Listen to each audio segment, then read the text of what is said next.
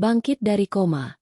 Aku akan balas dendam ke pelakor yang sengaja mencelakaiku dengan menabrakku dengan mobilnya. Sebelum lanjut, yuk subscribe dan like. Absen dulu di kolom komen ya. Pagi itu, udara Jakarta terasa lebih ramah dari biasanya. Sarah, di balik jendela apartemen mewahnya, menyesap teh hangat sambil memandangi cakrawala yang berkilauan. Hidupnya, seperti teh di tangannya, terasa sempurna, manis, dan menenangkan. Di usia 30 tahun, ia telah mencapai segalanya yang diimpikan banyak orang. Ia adalah seorang arsitek ternama, memimpin sebuah firma desain yang karyanya selalu dinanti. Pernikahannya dengan David, yang sudah berjalan 5 tahun, adalah potret kebahagiaan yang lengkap.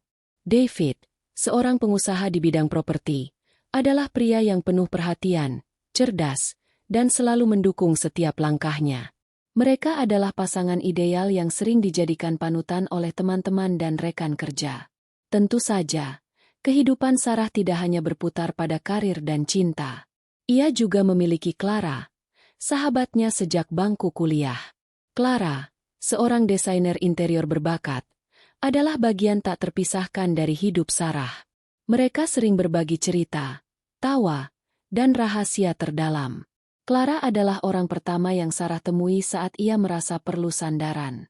Persahabatan mereka terasa seperti ikatan yang tak akan pernah putus, sekuat ikatan persaudaraan. Di kantornya, Sarah baru saja menyelesaikan presentasi proyek besar yang sukses. Klien-kliennya bertepuk tangan, dan atasannya memberikan pujian setinggi langit. David mengirimkan pesan singkat. "Selamat, sayang. Aku tahu kamu pasti bisa. Nanti malam kita rayakan, ya?" Hati Sarah berbunga-bunga membaca pesan itu. Malam harinya, mereka makan malam di restoran mewah. David mengeluarkan sebuah kotak bludru dari sakunya. "Ini untuk merayakan kesuksesanmu." Di dalamnya, tersemat sebuah kalung berlian yang indah, dengan liontin berbentuk hati yang diukir dengan inisial S dan D. Sarah menangis terharu. Ia merasa menjadi wanita paling beruntung di dunia. Keesokan harinya, kehidupan Sarah kembali normal. Ia sibuk dengan pekerjaannya, sementara David juga disibukkan dengan urusan bisnisnya. Namun, sesuatu mulai terasa ganjil. David, yang biasanya mengiriminya pesan setiap beberapa jam, kini menjadi lebih jarang. Ia seringkali beralasan sibuk dengan proyek baru di luar kota.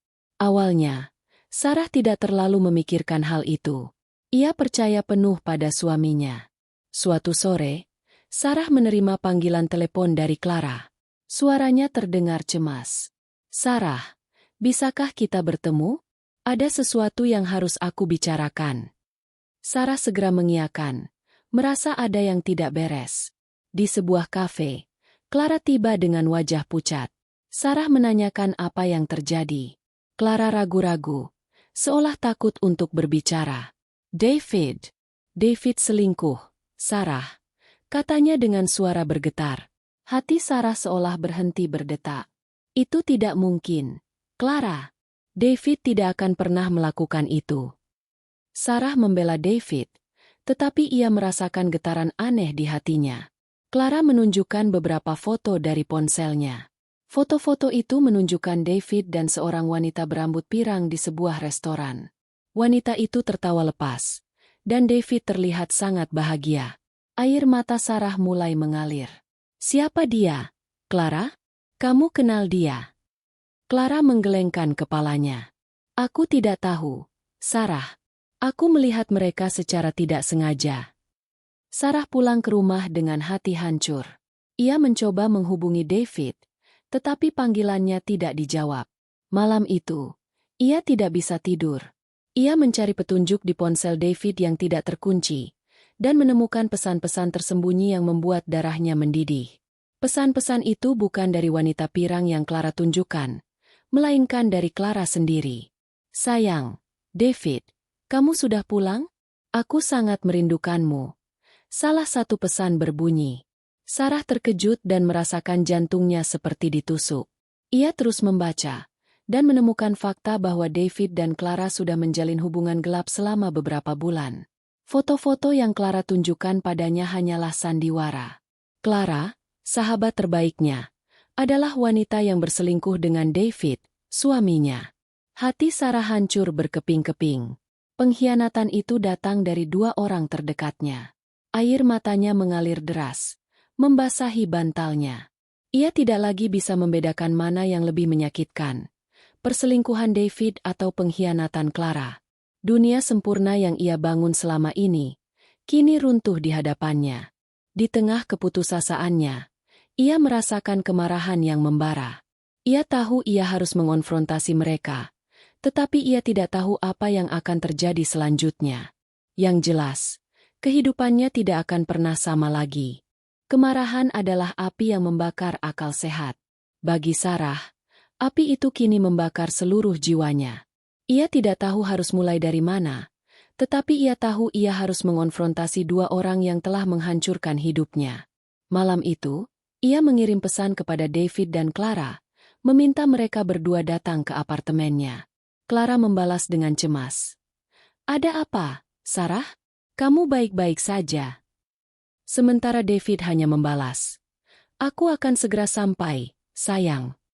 Ironi dari panggilan, sayang, itu membuat perut Sarah mual. Setengah jam kemudian, bel apartemennya berbunyi.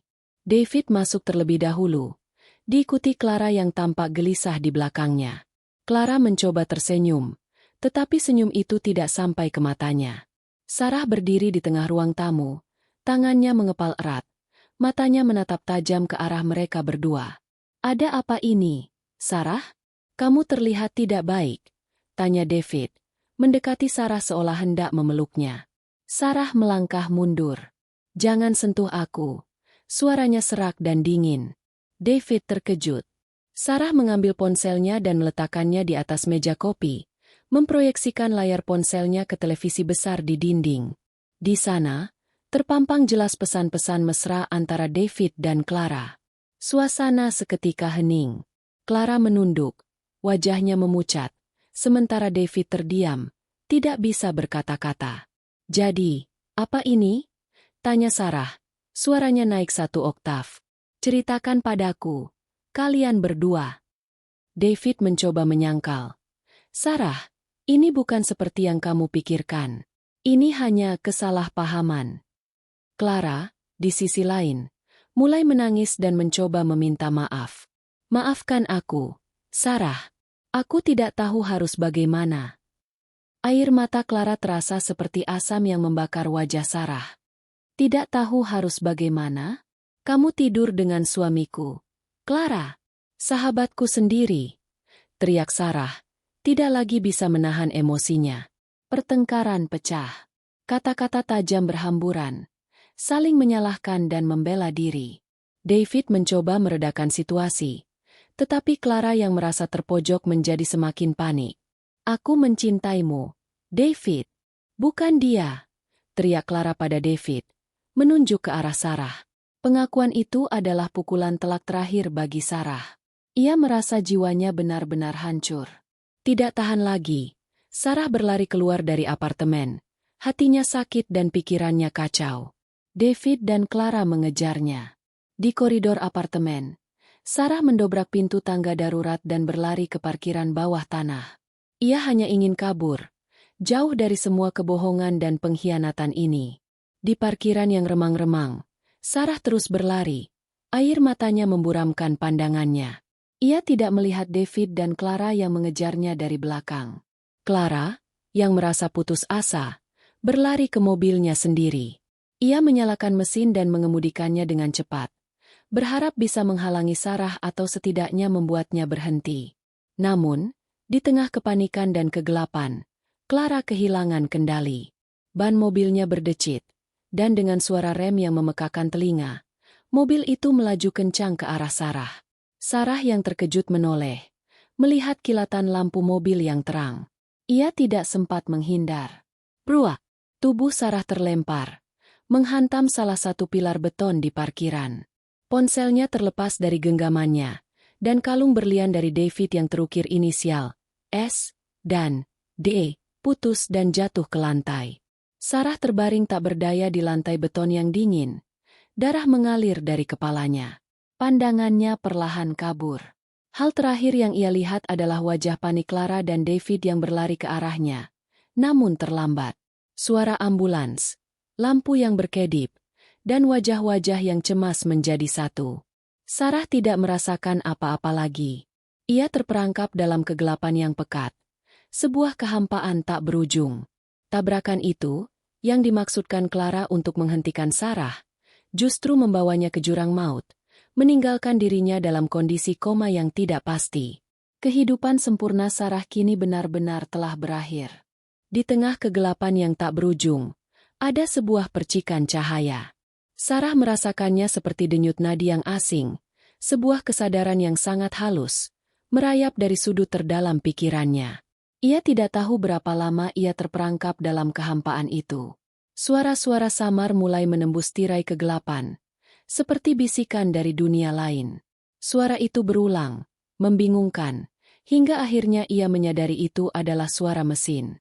Beep, beep, beep, ritme monoton yang memecah keheningan. Perlahan, indera Sarah kembali. Ia merasakan berat selimut di tubuhnya, bau antiseptik yang menusuk hidung, dan sensasi tabung-tabung kecil yang menempel di tubuhnya. Ia mencoba membuka mata, tetapi kelopak matanya terasa seberat timah. Ia mencoba menggerakkan jari-jarinya, tetapi tidak ada respons. Ia terperangkap di dalam tubuhnya sendiri, menjadi penonton pasif atas segala yang terjadi di sekitarnya. Suatu sore, ia mendengar dua suara yang sangat ia kenal. Suara yang selama ini menjadi melodi kehidupan dan kini menjadi nada kehancuran baginya. Itu adalah suara David dan Clara. Mereka berbicara dengan nada pelan, tetapi setiap kata terasa seperti tusukan pisau yang dingin. "Bagaimana, sayang?" Dokter bilang bagaimana? Tanya Clara. Suaranya dipenuhi kecemasan palsu. "Belum ada perkembangan," jawab David, terdengar lelah. "Tapi ini sudah lebih dari 2 minggu. Dokter bilang kemungkinannya semakin kecil." Clara menghela napas lega. "Bagus kalau begitu. Dengan begini, semua akan lebih mudah." Hati Sarah berdebar kencang. Mudah? Apa yang mereka maksud? Ia mendengarkan lebih saksama, memaksa seluruh sarafnya untuk fokus. "Aku sudah cek. Proyek arsitekturnya di Jalan Sudirman akan menjadi milikmu," kata David. "Tapi aset-asetnya yang lain, terutama apartemen ini dan tabungan investasinya, agak rumit." "Kenapa?" tanya Clara dengan nada tidak sabar.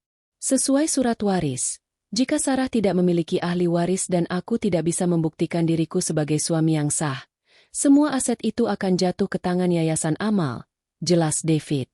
"Kita harus pastikan kita bisa melewati ini. Dokter bilang dia tidak akan bertahan lama." Sarah merasakan darahnya mendidih. Mereka tidak hanya mengkhianatinya, tetapi juga merencanakan untuk menguasai seluruh hidupnya. Mereka berbicara tentangnya seolah ia adalah barang, properti yang bisa mereka bagi-bagi. "Bagaimana dengan rekaman CCTV di parkiran?" tanya Clara lagi. "Kita harus memastikan tidak ada yang melihat apa-apa." "Sudah beres. Aku mengancam petugas keamanan di sana. Dia sudah menghapus semuanya. Tidak ada yang tahu apa yang sebenarnya terjadi," David meyakinkannya. Clara tertawa kecil. "Jadi, tidak ada yang bisa membuktikan bahwa aku sengaja melakukannya." Kata-kata itu adalah bom yang meledak di dalam kepala Sarah. Ia tidak salah dengar. Clara, sahabatnya, sengaja menabraknya. Tabrakan itu bukan kecelakaan. Itu adalah percobaan pembunuhan. Selama ini, ia berpikir Clara hanya panik, tetapi sekarang semua teka-teki itu terjawab. Pengkhianatan David hanyalah satu sisi dari koin. Sisi lainnya adalah niat jahat Clara. Sekali lagi, ia mencoba menggerakkan tubuhnya, tetapi ia gagal. Namun, di dalam kegelapan itu, sebuah api yang jauh lebih besar dari kemarahan mulai menyala. Itu adalah tekad. Tekad untuk hidup, untuk bangkit, dan untuk membalas dendam. Ketika David dan Clara pergi, seorang perawat masuk dan memeriksa kondisinya. Perawat itu berbicara dengan lembut. "Tenang, Nona Sarah. Kami akan menjagamu. Sarah mendengarkan suaranya yang menenangkan dan membuat sebuah keputusan besar. Ia harus tetap diam. Ia harus berpura-pura masih terperangkap dalam koma. Ini adalah satu-satunya cara untuk bertahan hidup, untuk mengamati, dan untuk menyusun rencana balasan yang sempurna. Ia mendengar suara pintu terbuka lagi. Kali ini, David kembali. Ia duduk di sampingnya, memegang tangannya yang dingin. "Maafkan aku, Sarah," bisiknya. "Aku harus melakukan ini. Ini semua demi kita, demi masa depan kita." Kalimat itu tidak mengandung rasa bersalah, hanya kepalsuan yang menusuk. Sarah merasakan jijik dan amarah yang luar biasa. Ia memejamkan mata, meskipun matanya sudah tertutup, dan menghela napas panjang dalam diam. Tekadnya kini bulat. Hidupnya mungkin telah hancur, tetapi ia tidak akan membiarkan mereka lolos begitu saja. Ini bukan lagi tentang cinta yang dikhianati. Ini adalah tentang keadilan. Sarah terbaring tak berdaya. Wajahnya damai seolah-olah tertidur pulas. Tetapi di balik topeng koma itu, seorang wanita yang penuh dendam telah bangkit. Ia akan menunggu saat yang tepat, dan saat ia kembali, mereka akan membayar mahal. Setelah keputusan bulat itu terbentuk, Sarah menunggu. Ia menunggu selama berhari-hari, membiarkan tubuhnya pulih secara fisik, sementara ia mengasah ketajaman mentalnya. Ia mendengar perawat, dokter, dan sesekali suara cemas palsu dari David dan Clara. Tekadnya menjadi perisai yang melindunginya dari segala rasa sakit dan kepedihan. Ia tahu, saat ia terbangun, ia harus menjadi orang lain. Ia harus menjadi Sarah yang baru, yang polos dan tanpa ingatan. Suatu pagi, saat David dan Clara duduk di sampingnya, Sarah perlahan membuka matanya.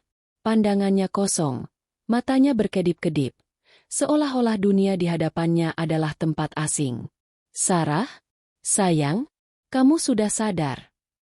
Suara David terdengar penuh kelegaan, meskipun Sarah tahu itu hanya sandiwara. Clara mendekat, memegang tangannya yang terbaring kaku. "Syukurlah, Sarah. Kami sangat mengkhawatirkanmu."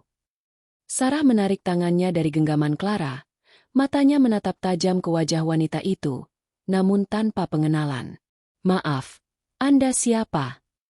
Suasana di ruangan itu seketika hening. David dan Clara bertukar pandang, terkejut. "Sayang, ini aku, David. Suamimu," kata David, mencoba tersenyum, wajahnya tampak bingung. "Suami?"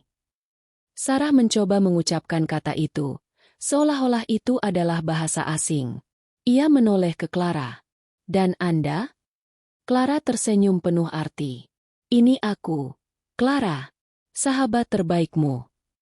Seorang dokter masuk ruangan, memeriksa kondisi Sarah, dan bertanya beberapa pertanyaan sederhana untuk menguji ingatannya.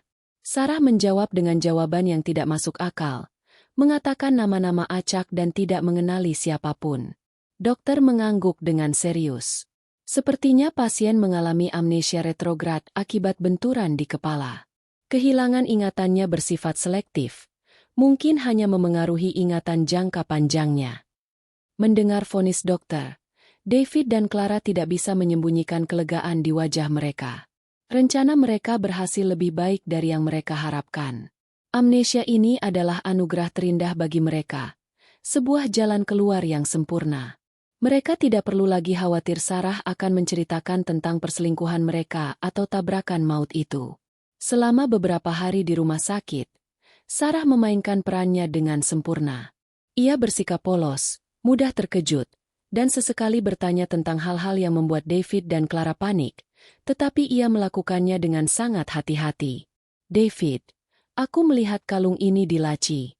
Mengapa ada inisial S dan D?" tanya Sarah, memegang kalung yang David berikan di bab 1. "Apa ini hadiah darimu?" David terdiam sesaat, wajahnya memucat. "Ya, sayang, itu hadiah dari ayahmu," jawab David, berbohong dengan cepat. "Dia memberikan ini sebelum kamu kecelakaan." Sarah mengangguk, pura-pura puas dengan jawaban itu. Ia menyadari betapa mudahnya mereka memanipulasinya, dan hal itu membuatnya semakin muak. Clara, di sisi lain, seringkali datang menjenguk Sarah dengan membawa buah-buahan dan bunga. Ia bersikap sangat manis, seperti sahabat yang sangat perhatian. Aku sangat merindukanmu, Sarah. Setelah kecelakaan itu, aku tidak bisa tidur nyenyak. Sarah, dalam sandiwaranya, tersenyum dan mengangguk. Namun, di dalam hati ia merasakan kebencian yang mendalam. Ia melihat sorot mata Clara yang penuh kemenangan setiap kali David tidak ada di sampingnya. Ia melihat bisik-bisik mereka di sudut ruangan, dan tawa kecil mereka saat mereka pikir tidak ada yang melihat. Semua itu adalah informasi berharga yang ia kumpulkan secara diam-diam. Tentu, Nona Sarah, saya akan menjagamu dengan baik, kata seorang perawat bernama Mia, yang selalu ramah dan tulus padanya. Sarah menyadari bahwa Mia adalah satu-satunya orang di rumah sakit yang bisa ia percayai. Ia memutuskan untuk menjadikan Mia sebagai mata dan telinganya di luar sana, jika ia sewaktu-waktu harus membutuhkan bantuan. Setelah beberapa minggu dirawat, Sarah dinyatakan pulih dan diizinkan pulang. David dan Clara tampak sangat bahagia, seolah mereka benar-benar merindukannya. David mendekati Sarah, memeluknya dengan erat. Selamat datang kembali di rumah, sayang. Semuanya akan baik-baik saja. Saat mobil memasuki apartemen mereka, Sarah melihat David dan Clara bertukar pandang. Itu adalah tatapan kemenangan, seolah-olah mereka baru saja berhasil merebut sebuah trofi. Sarah masuk ke dalam, melihat apartemennya yang kini terasa asing, dipenuhi dengan kenangan pahit. Ia tersenyum kecil, tetapi senyum itu tidak sampai ke matanya. Sandiwara ini baru saja dimulai. Ia kini kembali ke sarang musuh, tetapi kali ini, ia bukan lagi mangsa. Ia adalah pemburu, dan ia akan memastikan tidak ada yang bisa melarikan diri. Meskipun kembali ke apartemen mewah mereka, Sarah tidak pernah merasa setenang saat ia terbaring dalam koma. Setiap sudut apartemen itu menyimpan kenangan yang kini terasa pahit, dan kehadiran David serta Clara yang sesekali datang menjenguknya terasa seperti racun. Di balik senyum polosnya, Sarah menggunakan setiap momen untuk mengamati dan mengumpulkan informasi. Ia berpura-pura tertarik pada hal-hal kecil, mengajukan pertanyaan-pertanyaan sepele yang sebenarnya adalah jebakan. David, di mana ponselku? Tanya Sarah suatu pagi saat mereka sarapan. Aku merasa ada yang hilang. David terdiam sesaat, tampak gelisah. Ponselmu rusak saat kecelakaan. Sayang, aku sudah membuangnya. Oh, begitu ya? Sarah mengangguk. Tetapi ia tahu David berbohong. Ponselnya tidak hancur. Ia melihatnya terjatuh di parkiran. Ia mencurigai David menghancurkan ponselnya untuk menghilangkan bukti pesan-pesan mereka. Sore harinya, Clara datang membawa kue dan teh. Mereka duduk di sofa, dan Clara mencoba membuat percakapan yang ramah. Sarah, ingat tidak? Dulu kita sering sekali menghabiskan waktu di kafe ini. Clara tersenyum, menunjuk sebuah foto di dinding. Foto ini, aku terlihat sangat bahagia, kata Sarah, memandangi foto itu. Siapa wanita di sampingku? Dia tampak seperti sahabatku. Itu aku, Sarah. Clara tertawa, tetapi matanya tidak ikut tertawa. Oh, Sarah mengangguk, ekspresinya kosong. Aku harap kita bisa menjadi sahabat lagi. Bisakah kamu ceritakan padaku tentang kita? Clara dengan senang hati menceritakan kenangan-kenangan palsu mereka, tetapi Sarah menyadari ada banyak kebohongan di dalamnya. Clara menghindari menyebutkan David dalam ceritanya, dan ia terlihat sangat gugup setiap kali Sarah menyinggung masa lalu. Sarah menyadari ia tidak bisa mengandalkan mereka. Ia harus mengumpulkan amunisi sendiri. Secara fisik, ia mulai melakukan terapi. Ia memberitahu David bahwa ia ingin memulihkan fisiknya dan tidak ingin David ikut campur. Ini adalah alasan yang sempurna untuk keluar dari apartemen tanpa dicurigai. David, yang lega karena Sarah tidak lagi bertanya tentang hal-hal yang tidak ia inginkan, mengizinkannya dengan senang hati. Setiap kali ia pergi terapi, Sarah menyisihkan waktu untuk melakukan penyelidikan. Dengan bantuan Mia, perawat yang ia percayai, Sarah berhasil menghubungi seorang detektif swasta. Awalnya, detektif itu meragukan ceritanya. Tetapi setelah Sarah menunjukkan sedikit bukti yang ia dapatkan dari percakapan mereka, detektif itu setuju untuk membantunya. Tugas pertama Sarah adalah mencari tahu tentang kecelakaan itu. Detektif itu menemukan satu-satunya kamera CCTV yang masih berfungsi di area parkiran. Meskipun rekaman resminya telah dihapus oleh David, ia berhasil memulihkan data dari server cadangan. Mereka menemukan rekaman tabrakan itu dari sudut lain, di mana Clara dengan jelas terlihat menabrak Sarah, bukan secara tidak sengaja, tetapi dengan sengaja. Rekaman ini adalah bukti paling kuat. Tugas kedua adalah masalah keuangan.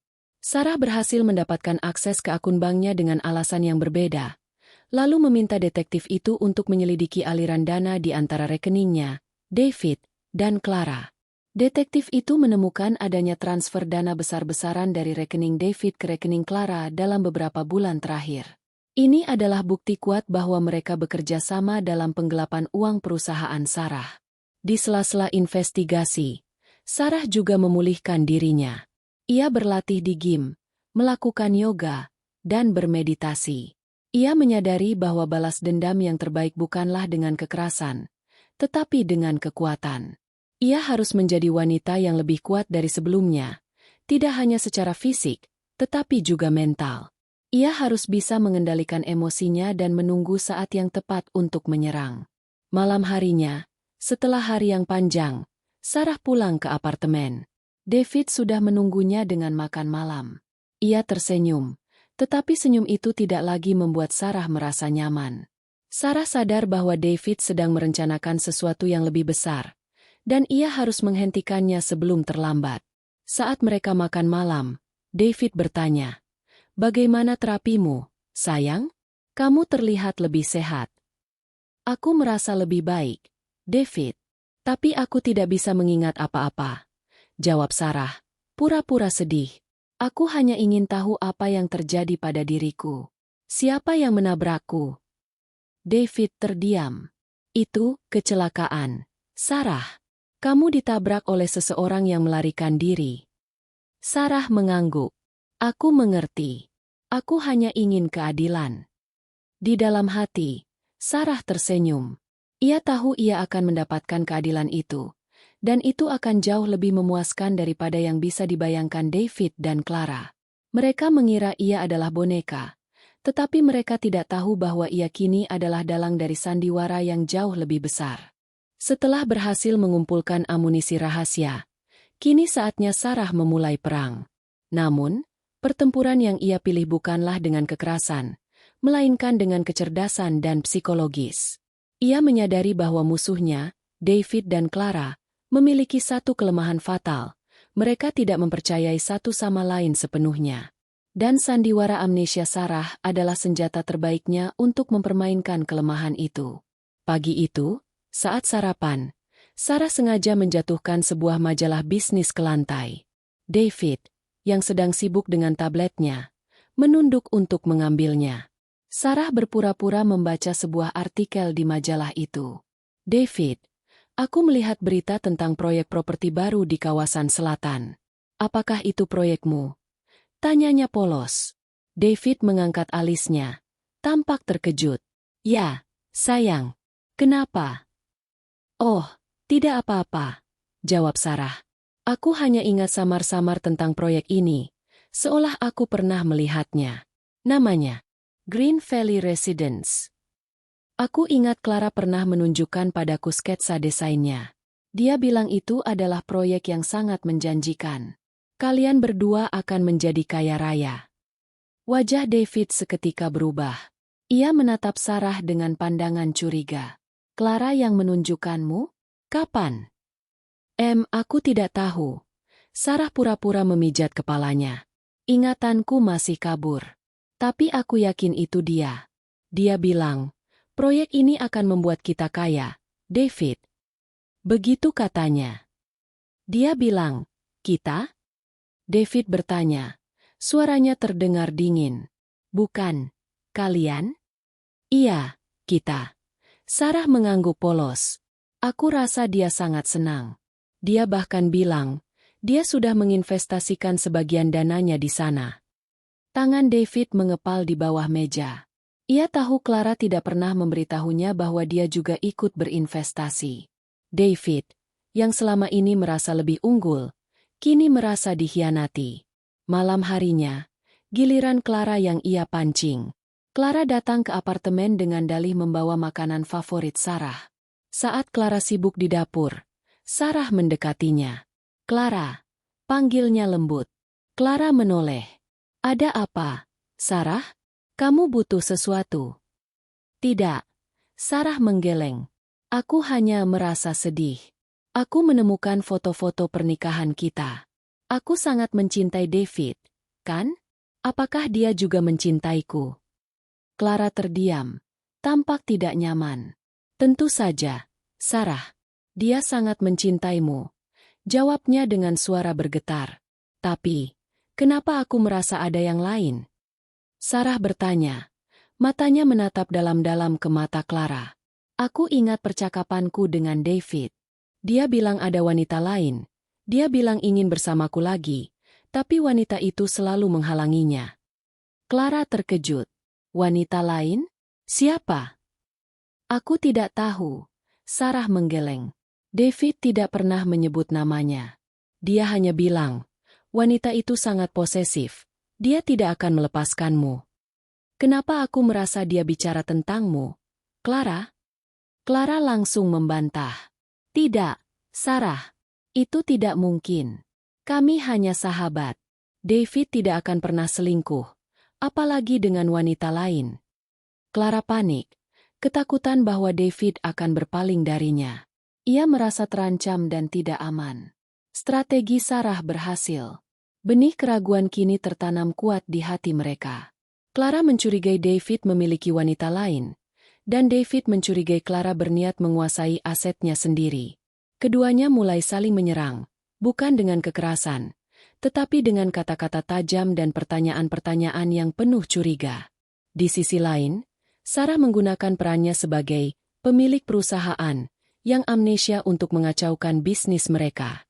Menggunakan koneksi rahasianya, ia menyebarkan desas-desus palsu di antara para investor. Ia juga memalsukan beberapa laporan keuangan yang rumit, membuat para investor meragukan kredibilitas David. Proyek Green Valley Residence mengalami kerugian besar. Sarah mendengar David berbicara di telepon. "Investor utama kita menarik diri." "Kenapa bisa seperti ini, Clara?" "Aku tidak tahu," jawab Clara. "Aku sudah bilang padamu, proyek ini tidak akan berhasil." Pertengkaran mereka menjadi semakin sering dan intens. Mereka tidak lagi berbagi tawa dan pelukan, melainkan saling menyalahkan atas setiap kegagalan. Sarah, dari balik pintu kamar, mendengarkan semua itu dengan senyum puas. Ia tahu bahwa mereka sedang dihancurkan, bukan oleh musuh, melainkan oleh diri mereka sendiri. Puncak dari sandiwaranya adalah ketika ia menyuruh detektif untuk mengirimkan sebuah paket misterius ke kantor David, dengan alamat pengirim yang tidak jelas.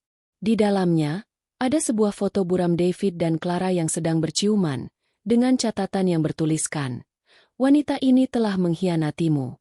Hati-hati." David, yang panik, segera mendatangi Clara dan menuduhnya menyebarkan rumor itu. Clara, yang tidak tahu apa-apa, balik menuduh David. Mereka berdua terperangkap dalam jaring kebencian yang Sarah ciptakan. Sarah tahu bahwa saatnya hampir tiba. Ia sudah memegang kendali. Bukti-bukti telah ia kumpulkan, dan musuh-musuhnya telah saling menghancurkan. Ia hanya menunggu momen yang tepat untuk keluar dari balik topeng dan memberikan pukulan terakhir. Setelah benih kecurigaan berhasil ditanam, Sarah menyadari ia harus bergerak cepat. David dan Clara kini disibukkan oleh pertengkaran dan kerugian bisnis. Ini adalah celah emas yang ia butuhkan untuk menggali lebih dalam, mencari bukti yang akan mengakhiri semuanya. Misi selanjutnya adalah membongkar masa lalu mereka, terutama tentang hubungan mereka dan rencana jahat yang sudah mereka susun. Suatu siang, saat David dan Clara keluar untuk mengurus masalah bisnis mereka, Sarah meminta bantuan detektif swasta untuk melakukan penyelidikan di apartemen. Dengan alasan mencari barang-barang berharga yang ia lupakan, Detektif itu menyelinap masuk dan mulai mencari petunjuk. Sarah meminta detektif itu fokus pada satu hal, mencari jejak komunikasi David dan Clara sebelum kecelakaan. Detektif itu menemukan sebuah laptop lama David di gudang. Meskipun sudah lama tidak dipakai, ia berhasil memulihkan data dari hard drive laptop tersebut. Di sana, ia menemukan sebuah folder tersembunyi yang berisi email dan percakapan chat antara David dan Clara. Isi percakapan itu membuat darah Sarah membeku. Email-email itu bukan hanya berisi pesan-pesan mesra. Ada juga rencana rinci tentang bagaimana David akan menyingkirkan Sarah dari proyek-proyek bisnisnya. Bahkan, ada beberapa pesan yang membahas tentang rencana kecelakaan. Clara, David, bagaimana dengan rencana kita? Sarah sudah mulai curiga. Dia hampir menemukan email-email kita. David, tenang. Clara, aku sudah memikirkan semuanya. Aku akan membuatnya berpikir kita tidak ada apa-apa. Lalu saat dia lengah, kita akan melakukannya. Clara, tapi bagaimana? Aku tidak mau dia mati. Aku hanya mau kita bisa bersama. David, jangan khawatir, sayang. Ini hanya kecelakaan kecil. Dia hanya akan koma beberapa saat, dan itu akan memberikan kita waktu untuk mengurus semua asetnya. Dia akan lupa semuanya saat dia sadar. Percakapan itu adalah bukti paling mengerikan. Tabrakan itu bukanlah kecelakaan yang spontan. Itu adalah rencana yang sudah mereka susun berbulan-bulan sebelumnya. Clara mungkin panik saat itu, tetapi niat jahat itu sudah ada sejak awal. Mereka ingin Sarah koma, bukan mati, agar mereka bisa leluasa menguasai asetnya. Namun, takdir berkata lain. Tidak hanya itu, detektif itu juga menemukan pengkhianatan di dalam pengkhianatan. Ia menemukan beberapa email dari Clara ke seorang pria lain, yang juga bekerja di perusahaan desainnya. Percakapan mereka sangat mesra. Bahkan Clara menjanjikan pria itu posisi penting di perusahaannya jika ia berhasil mendapatkan aset-aset Sarah. Clara ternyata tidak hanya mengkhianati Sarah, tetapi ia juga berencana mengkhianati David. Ia hanya menggunakan David sebagai alat untuk mendapatkan kekuasaan dan kekayaan. Sarah membaca semua bukti itu dengan mata berkaca-kaca. Ia tidak tahu harus merasakan apa lagi. Kemarahan, kebencian, dan kesedihan bercampur menjadi satu. Ia telah tertipu oleh orang-orang yang paling ia cintai. Pengkhianatan ini lebih dalam dari yang ia bayangkan. David mencintainya, tetapi tidak pernah melindunginya. Clara adalah sahabatnya, tetapi ia tidak pernah peduli padanya. Sarah menyadari bahwa balas dendamnya kini bukan lagi hanya untuk dirinya sendiri, tetapi juga untuk keadilan. Ia harus membuktikan bahwa mereka bukan hanya selingkuh, tetapi juga mencoba membunuhnya dan merencanakan penggelapan. Sarah mengambil napas panjang. Ia kini memiliki semua amunisi yang ia butuhkan. Rekaman CCTV, email-email, dan bukti-bukti keuangan. Ia tahu bahwa ia tidak bisa lagi bermain sandiwara. Momen untuk konfrontasi sudah tiba. Ia sudah siap untuk menghadapi mereka dan mengakhiri semua sandiwara ini. Sarah kini bukan lagi boneka yang bisa dimanipulasi, tetapi seorang wanita yang bangkit dari kegelapan, siap menuntut keadilan. Setelah semua amunisi terkumpul, Sarah tahu sandiwara amnesia harus segera berakhir. Ia tidak bisa lagi hidup di bawah atap yang sama dengan dua orang yang telah mencoba menghancurkan hidupnya. Sarah membutuhkan satu hal lagi, panggung yang sempurna. Ia harus mengungkap kejahatan mereka di depan umum, di hadapan orang-orang yang selama ini menganggap mereka pasangan dan sahabat yang sempurna. Dengan alasan merayakan kepulihan totalnya dari amnesia, Sarah mengirimkan undangan makan malam ke keluarga, rekan bisnis, dan beberapa teman dekat mereka. David dan Clara, yang mengira ini adalah kesempatan emas untuk menunjukkan betapa perhatian dan pedulinya mereka, dengan senang hati menyetujui. David bahkan menyarankan untuk mengadakan acara di sebuah restoran mewah, tempat mereka sering merayakan kesuksesan. Malam itu, Sarah tampil dengan gaun malam yang elegan, tetapi di balik riasan wajahnya, tersimpan sebuah tekad baja. Di sampingnya, David tersenyum bangga, sementara Clara yang juga hadir, duduk tidak jauh darinya, terlihat anggun dalam balutan busana desainer. Mereka tidak tahu bahwa ini adalah malam terakhir kebebasan mereka. Di tengah acara, setelah semua orang selesai makan malam, Sarah berdiri. "Terima kasih banyak atas kehadiran kalian semua," katanya. Suaranya terdengar jernih dan kuat. "Hari ini, saya ingin merayakan dua hal. Pertama, kesembuhan saya. Dan yang kedua, kebenaran yang selama ini tersembunyi." Senyum di wajah David dan Clara perlahan memudar. Raut wajah mereka berubah menjadi bingung dan cemas. Sarah mengambil remote dari sakunya dan menekan tombol. Layar proyektor besar di belakang panggung menyala. Awalnya, layar itu menunjukkan beberapa foto kebersamaan mereka bertiga di masa lalu, termasuk foto pernikahan Sarah dan David. Para tamu tersenyum dan bertepuk tangan. "Ini adalah kenangan yang sangat indah," kata Sarah. Suaranya bergetar. Tetapi di balik setiap foto, ada kebohongan yang menyakitkan. Sarah kemudian mengklik tombol berikutnya. Layar berubah, menampilkan email-email mesra antara David dan Clara, lalu diikuti dengan percakapan mereka yang merencanakan kecelakaan yang akan membuatnya koma. Bisik-bisik mulai terdengar di seluruh ruangan. Para tamu saling berpandangan, tidak percaya dengan apa yang mereka lihat. Wajah David memucat, sementara Clara, di sisi lain, tampak sangat ketakutan. "Ini adalah bukti perselingkuhan mereka," kata Sarah. Suaranya penuh amarah. "Tetapi ini bukan sekadar perselingkuhan. Ini adalah pengkhianatan yang jauh lebih keji." Layar kemudian memutar rekaman CCTV dari parkiran bawah tanah. Suara decitan ban, suara benturan, dan tubuh Sarah yang terlempar menghantam pilar beton terlihat dengan sangat jelas.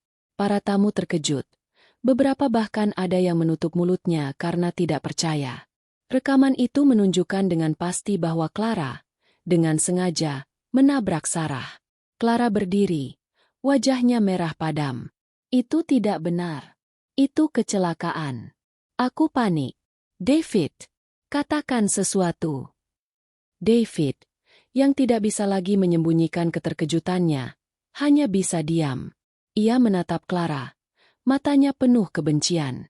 "Kamu bilang hanya ingin membuatku sadar. Kamu berbohong. Kamu menyuruhku melakukan semua ini untuk dirimu sendiri." "Kamu yang berbohong," balas Clara. "Kamu bilang kita akan menjadi kaya. Tapi sekarang, semua hancur." Mereka berdua mulai bertengkar di depan semua orang, saling menyalahkan dan membongkar semua rahasia kotor mereka. Sarah membiarkan mereka, karena ia tahu bahwa mereka sedang menggali lubang kubur mereka sendiri. Sarah akhirnya berdiri di samping layar. Ia mengambil mikrofon. Suaranya bergema di seluruh ruangan. "Mereka berdua tidak hanya mencoba membunuh saya, tetapi mereka juga menggelapkan dana dari perusahaan saya. Bukti-bukti ini sudah saya serahkan kepada pihak berwajib." Saat Sarah selesai berbicara, suara sirine polisi terdengar dari luar restoran. Beberapa polisi masuk dan langsung mendekati David dan Clara. Mereka membacakan tuduhan dan langsung memborgol tangan David dan Clara di hadapan semua orang. David dan Clara diangkat. Pandangan mereka yang penuh kebencian dan keputusasaan terakhir kali terlihat di mata Sarah. Sarah, yang berdiri di panggung, menyaksikan semuanya. Ia tidak lagi merasakan kepuasan atau kebahagiaan. Ia hanya merasakan kehampaan. Kehidupan sempurna yang ia bangun telah hancur.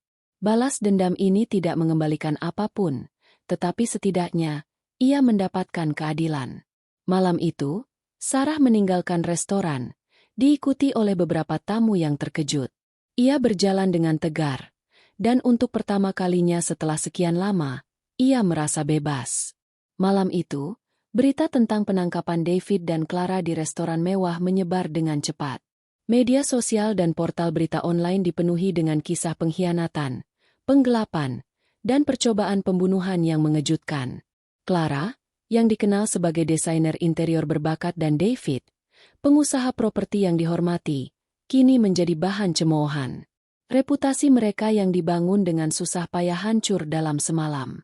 Di kantor polisi, David dan Clara ditempatkan di sel yang berbeda. Mereka tidak lagi saling menyalahkan, tetapi kini menyalahkan satu sama lain atas kehancuran yang mereka alami. Clara, yang masih tidak percaya bahwa Sarah telah memulihkan ingatannya, terus-menerus mengumpat dan mencoba menyangkal tuduhan itu. Sementara David, yang kini menyadari betapa jahatnya Clara, hanya bisa terdiam, menyesali kebodohannya. Penyelidikan polisi berlangsung cepat. Dengan semua bukti yang telah Sarah kumpulkan, rekaman CCTV yang dipulihkan, email, dan bukti-bukti keuangan, pihak berwajib memiliki kasus yang sangat kuat. David didakwa dengan pasal penggelapan dana dan penipuan, sementara Clara, yang perannya lebih keji, dijerat pasal percobaan pembunuhan berencana. Di pengadilan, Sarah menjadi saksi utama. Dengan suara yang tenang dan berwibawa, ia menceritakan seluruh kronologi kejadian, dari penemuan perselingkuhan, tabrakan maut, hingga sandiwara amnesia yang ia mainkan. Kesaksiannya sangat kuat, didukung oleh bukti-bukti yang tidak bisa dibantah. David dan Clara tidak bisa berbuat apa-apa. Pengacara mereka bahkan tidak bisa membela mereka, karena semua bukti sudah sangat jelas. Putusan pengadilan akhirnya tiba. Clara dijatuhi hukuman penjara yang berat atas percobaan pembunuhan berencana, sedangkan David, karena perannya dalam penggelapan dan perselingkuhan, juga mendapatkan hukuman penjara yang cukup lama. Selain itu, semua aset yang mereka ambil dari Sarah harus dikembalikan. Keadilan telah ditegakkan, kata hakim, mengakhiri persidangan. Sarah, yang mendengarkan putusan itu, tidak merasakan kepuasan. Ia hanya merasakan kehampaan. Balas dendam yang ia inginkan telah tercapai, tetapi ia menyadari bahwa itu tidak mengembalikan kebahagiaan yang hilang. Setelah persidangan, Sarah kembali ke apartemennya. Namun, kali ini, ia merasa berbeda. Apartemen itu tidak lagi terasa seperti sarang musuh, tetapi seperti rumah yang penuh kenangan pahit. Ia memandangi foto pernikahannya dengan David, dan kalung berlian yang David berikan padanya. Ia menyentuh foto itu, dan air matanya menetes. Ia tidak lagi membenci David, ia hanya merasa iba. David, yang dulu adalah cinta sejatinya, kini hanya menjadi kenangan buruk. Sarah memutuskan untuk menjual apartemen itu. Ia tidak bisa lagi hidup di sana. Ia juga memutuskan untuk mengambil alih kembali perusahaannya dan menyewa tim manajemen baru. Ia menyadari bahwa ia tidak bisa lagi mempercayai siapapun. Ia harus kembali membangun hidupnya dari awal, tetapi kali ini, ia akan melakukannya sendiri. Keputusan Sarah mengejutkan banyak orang. Mereka menyarankan agar ia mengambil liburan panjang, tetapi Sarah tahu ia tidak bisa melarikan diri dari masa lalu. Ia harus menghadapinya, dan satu-satunya cara untuk menghadapinya adalah dengan bekerja dan membangun kembali hidupnya. Di suatu siang, Sarah menerima surat dari Clara dari penjara. Surat itu berisi permohonan maaf. Sarah, aku sangat menyesal. Aku tidak tahu apa yang aku pikirkan. Aku iri dengan hidupmu, dan aku ingin memilikinya. Aku tahu aku tidak pantas dimaafkan, tetapi aku berharap suatu hari nanti, kamu bisa memaafkan aku. Sarah membaca surat itu, dan air matanya menetes. Ia tidak tahu harus merasakan apa.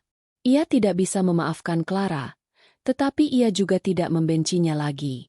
Perasaan itu telah hilang, digantikan oleh kehampaan yang tak berujung. Sarah merobek surat itu menjadi potongan-potongan kecil, dan membuangnya ke tempat sampah. Ia tahu ia harus melupakan masa lalu. Babak ini mengakhiri kisah balas dendam Sarah. Ia telah mendapatkan keadilan, tetapi ia juga kehilangan segalanya.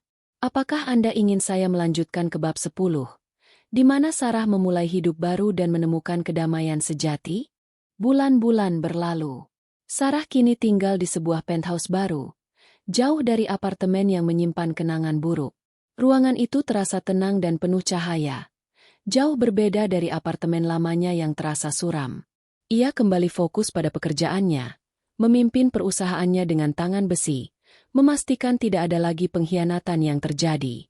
Ia belajar dari kesalahan masa lalu, menjadi wanita yang lebih kuat dan lebih berhati-hati. Hidupnya kembali sibuk, tetapi kali ini, kesibukan itu diisi dengan tujuan yang berbeda. Sarah tidak lagi mencari kesempurnaan. Ia mencari kedamaian. Ia menyibukkan diri dengan proyek-proyek baru, terlibat dalam kegiatan sosial, dan menghabiskan waktu bersama teman-teman yang tulus. Ia juga memutuskan untuk kembali berwisata ke tempat-tempat yang dulu pernah ia kunjungi bersama David, tetapi kali ini ia pergi sendirian, menciptakan kenangan baru di tempat-tempat lama. Suatu sore, Sarah duduk di balkon penthouse-nya, memandangi matahari terbenam. Ia memegang sebuah foto lama, foto dirinya dan David saat mereka baru menikah.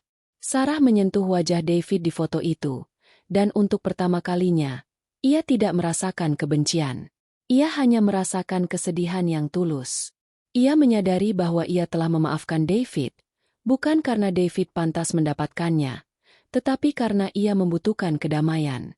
Dengan memaafkan, ia telah membebaskan dirinya sendiri dari belenggu kebencian dan amarah. Ia mengambil napas dalam-dalam, lalu merobek foto itu menjadi potongan-potongan kecil. Tidak ada lagi kenangan yang akan ia simpan. Ia membuang potongan-potongan foto itu ke tempat sampah, membiarkan angin membawanya pergi. Ini adalah momen ia memutuskan untuk benar-benar melupakan masa lalu dan membuka lembaran baru. Sarah tidak lagi mencari cinta. Ia tahu bahwa ia akan baik-baik saja sendirian. Kebahagiaannya tidak lagi bergantung pada orang lain. Kebahagiaan itu ada di dalam dirinya sendiri, dalam kekuatan yang ia temukan setelah mengalami kehancuran. Suatu hari, Sarah menerima surat dari Mia, perawat yang membantunya. Mia menulis bahwa ia kini menjadi seorang detektif swasta. Ia berterima kasih kepada Sarah, karena pengalaman bersamanya telah menginspirasinya untuk mencari keadilan. Sarah tersenyum. Ia tidak menyangka bahwa tindakannya bisa menginspirasi orang lain. Cerita tentang Sarah, David, dan Clara kini telah menjadi legenda. Orang-orang menganggapnya sebagai wanita kuat yang bangkit dari keterpurukan. Tetapi Sarah tidak peduli dengan apa yang orang lain pikirkan. Ia hanya peduli dengan dirinya sendiri. Di akhir cerita, Sarah pergi ke sebuah kafe, tempat ia dulu sering bertemu dengan David dan Clara. Ia duduk sendirian, memesan teh hangat, dan memandangi orang-orang yang berlalu lalang. Ia menyadari bahwa hidup adalah sebuah perjalanan. Perjalanan itu mungkin penuh dengan rintangan, pengkhianatan, dan kehancuran, tetapi di setiap akhir cerita, selalu ada awal yang baru. Sarah tersenyum, lalu mengangkat cangkir tehnya. Ia bersulang untuk dirinya sendiri, untuk kehidupan barunya, dan untuk kedamaian sejati yang akhirnya ia temukan.